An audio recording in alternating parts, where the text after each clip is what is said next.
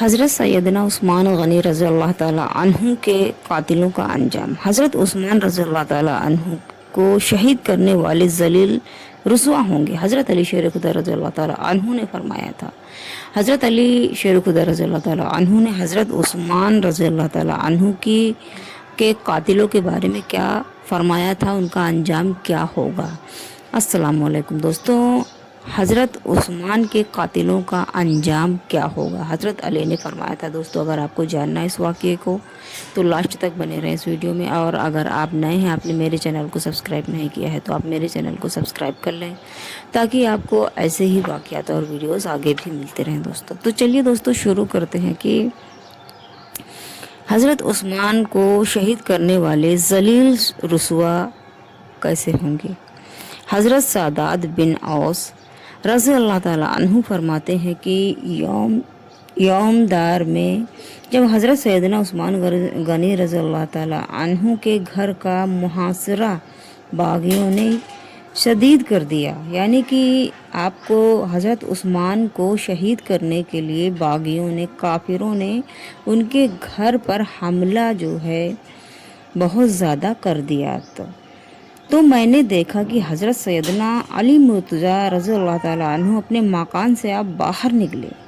आपने हुजूर नबी करीम सल्लल्लाहु अलैहि वसल्लम का अमामा सर पर बांध रखा था और हाथ में तलवार पकड़ी हुई थी। हज़रत सैयदना अली मुर्तज़ा रज़ी अल्लाह ताला अन्हु के हमराह हज़रत सैयदना इमाम हसन और हज़रत अब्दुल्लाह बिन उमर रज़ी अल्लाह ताला अन्हुम थे।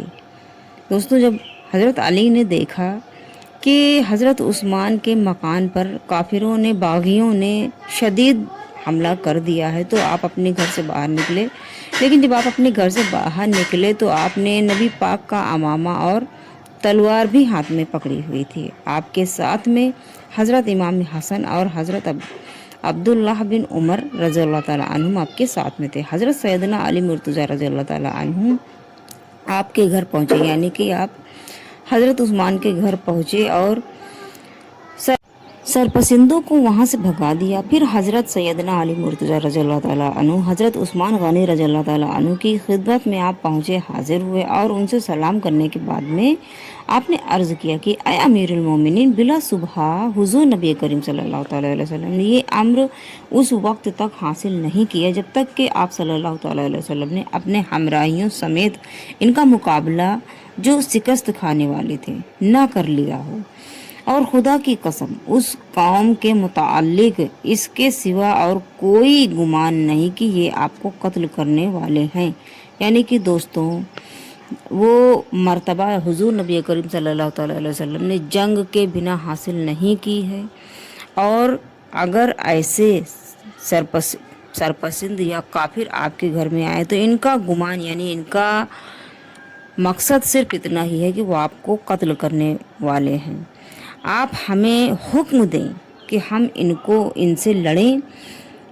हज़रत उस्मान रज़ी अल्लाह ताला अन्हु ने फरमाया, ऐ अली, तुम जानते हो जिस आदमी ने अल्लाह के लिए हक़ को देखा और उस बात का इकरार किया, मैं तुम्हें कसम देकर कहता हूँ कि मेरे बारे में ना तो किसी का खून बहाया जाए और ना खुद का खून बहने दिया जाए। यानी कि दोस्तों, जब हज़रत अली ने हज़रत उस्मान से इजाज़त मांगी कि आप हमको इजाज़त दें ताकि हम इनसे जंग करें और इनको यहाँ से भगा सकें और आपकी जान की हिफाजत हो सके, लेकिन हज़रत उस्मान ने फरमाया कि अल्लाह की राह में मैं जब अपना हक़ को देखता हूँ तो मैं इस बात का इकरार करता हूँ कि तुम्हें खुदा की कसम जो है, खुदा की कसम है तुमको कि तुम अपने लिए अपना खून या उनका किसी का भी खून मेरे लिए नहीं बहाओगे, नहीं बहने दिया जाएगा।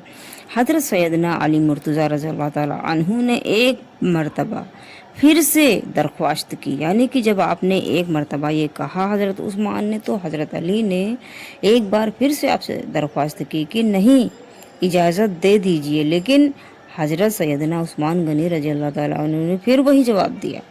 हज़रत सैयदना अली मुर्तज़ा रज़ी अल्लाह ताला अन्हु ने जब आपका जवाब सुना, दूसरी बार भी आपका जवाब सुना, तो आप उनके घर से निकले और ये कहते जाते थे, मायूस होकर आप उनके घर से निकले कि आय अल्लाह, تو خوب جانتا ہے کہ میں نے اپنی کوشش کی انتہائی کر لی، یعنی کہ یا اللہ میں نے اپنی پوری کوشش کر لی ہے، کوشش کی انتہائی کر لی ہے۔ آپ کو مطلب معلوم ہے، اللہ کو پتہ ہے کہ حضرت عثمان نے ہی منع کر دیا ہے۔ پھر حضرت سیدنا علی مرتضیٰ رضی اللہ تعالیٰ عنہ نماز کی ادائیگی کے لیے مسجد نبوی میں آپ تشریف لے گئے، مسجد نبوی میں آپ داخل ہوئے۔ لوگوں نے آپ سے امامت کے لیے درخواست کی، لیکن آپ نے امامت کرنے سے انکار کر دیا، اور پھر فرمایا میں ایسی حالت میں تمہاری امامت کروں جبکہ تمہارا امام موجود ہے، یعنی کہ حضرت علی نے بالکل انکار کر دیا۔ لوگوں نے جب آپ کو امام بننے کے لیے کہا تو حضرت علی نے انکار کر دیا، وہ بھی اس لیے دوستوں کہ حضرت عثمان ابھی زندہ تھے، موجود تھے آپ، اور اسے قید کر دیا، یعنی کہ ابھی تمہارا امام زندہ ہے اور تم لوگوں نے اسے قید کر دیا ہے، اور اس معاملے میں اور ایسے ماحول میں تم چاہتے ہو کہ میں تمہاری امامت کروں۔ اس کے بعد آپ نے تنہا نماز ادا کی۔ حضرت علی نے منع کر دیا کہ نہیں، میں تمہاری امامت نہیں کروں گا، اور اس کے بعد میں آپ نے یعنی حضرت علی نے اکیلے ہی نماز ادا کی اور آپ اپنے گھر واپس چلے گئے نماز پڑھ کے۔ حضرت سیدنا علی مرتضیٰ جب گھر پہنچے تو حضرت سیدنا امام حسن رضی اللہ تعالیٰ عنہ کچھ لوگوں کے ساتھ میں گھر پہنچے اور آپ کو بتایا کہ سیدنا عثمان غنی رضی اللہ تعالیٰ عنہ کے گھر کا محاصرہ شدید ہو گیا ہے، یعنی کہ دوستوں حضرت عثمان غنی رضی اللہ تعالیٰ عنہ کے گھر میں کافروں نے اور باغیوں نے حملہ زیادہ کر دیا ہے، لوگ بہت زیادہ وہاں پہ ہیں۔ سیدنا علی مرتضیٰ رضی اللہ تعالیٰ عنہ نے یہ سن کر فرمایا باغی انہیں شہید کر دیں گے۔ لوگوں نے پوچھا حضرت علی سے کہ اے ابو الحسن، آپ سیدنا عثمان غنی رضی اللہ تعالیٰ عنہ کو قتل کیے جانے کے بعد کس مقام پر دیکھتے ہیں؟ یعنی کہ حضرت عثمان جب آپ شہید ہو جائیں گے تو آپ کس مقام پر ہوں گے؟ حضرت سیدنا علی مرتضیٰ رضی اللہ تعالیٰ عنہ نے فرمایا کہ میں ان کو جنت کے باغوں میں دیکھتا ہوں۔ پھر لوگوں نے پوچھا حضرت علی سے کہ اے ابو الحسن، ان باغیوں کا ان قاتلوں کا کیا انجام ہوگا؟ حضرت سیدنا علی مرتضیٰ رضی اللہ تعالیٰ عنہ نے فرمایا یہ سب آگ اور جلت کے گڈھوں میں ہوں گے۔ یعنی کہ دوستوں اس طرح سے حضرت عثمان غنی رضی اللہ تعالیٰ عنہ کی اپنی حفاظت کرنی چاہیے، لیکن حضرت عثمان نے ہی منع کر دیا۔ اللہ کی راہ میں آپ قربان ہو گئے اور شہید ہو گئے، اور دوستوں جب آپ شہید ہو گئے تو حضرت سیدنا عثمان غنی رضی اللہ تعالیٰ عنہ کا جسم اطہر 3 دن تک آپ کے گھر میں بے گور کفن ایسے ہی پڑا رہا۔ آپ کے گھر کے ارد گرد سازشیوں نے سورس برپا کر رکھی تھی، یعنی کہ جس نے قتل کیا تھا کافروں نے، سازشیوں نے پورے پہرے داری کر رکھی تھی کہ آپ کے گھر کے اندر کوئی داخل نہ ہونے پائے۔ بالآخر حضرت سیدنا عثمان غنی رضی اللہ تعالیٰ عنہ کی شہادت کے چوتھے روز حضرت زبیر بن مطعم اور حضرت حکیم بن حزام رضی اللہ تعالیٰ عنہ حضرت سیدنا علی مرتضیٰ رضی اللہ تعالیٰ عنہ کی خدمت میں حاضر ہوئے اور ان سے درخواست کی کہ وہ سازشیوں کو سمجھائیں کہ اب تو آپ کی تدفین کرنے دیں، یعنی کہ اب تو تم لوگوں نے شہید کر ہی دیا ہے، لیکن کیا اب ہم لوگوں کو ان کی تدفین تو کرنے دو۔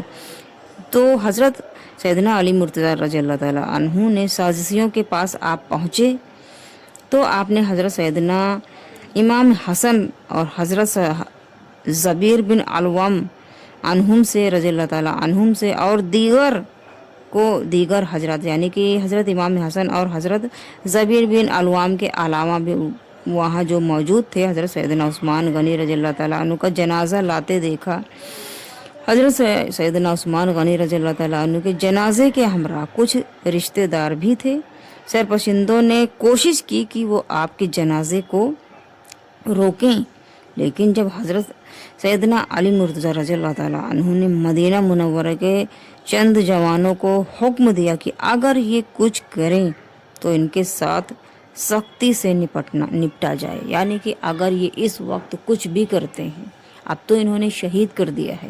میں نے حضرت عثمان سے اجازت بھی لی، لیکن آپ نے اللہ کی راہ میں اجازت نہیں دی، آپ قربان ہو گئے اور ان باغیوں نے آپ کو شہید کر دیا ہے۔ اور 3 دن کے بعد، 3 دن 4 دن کے بعد 3 دن تک آپ کا جسم اطہر ایسے ہی بنا گور کفن کے پڑا ہوا تھا، اور آپ چوتھے دن اگر ہم لوگ ان کو جو ہے تدفین کرنے کے لیے لے کے جا رہے ہیں تو یہ لوگ حملہ کرنا چاہتے ہیں، روکنا چاہتے ہیں۔ اگر یہ لوگ روکیں یا ایسا کچھ کریں تو ان کو قتل کر دینا، ان سے سختی سے نپٹنا، بالکل پیچھے مت ہٹنا۔ ماشاءاللہ در حقیقت ہے کہ اللہ کی راہ میں بہت سارے صحابہ کرام، بہت سارے نبی سبھی شہید ہوئے ہیں اللہ کی رضا کے لیے، اسلام کو پھیلانے کے لیے، اسلام کی حفاظت کے لیے۔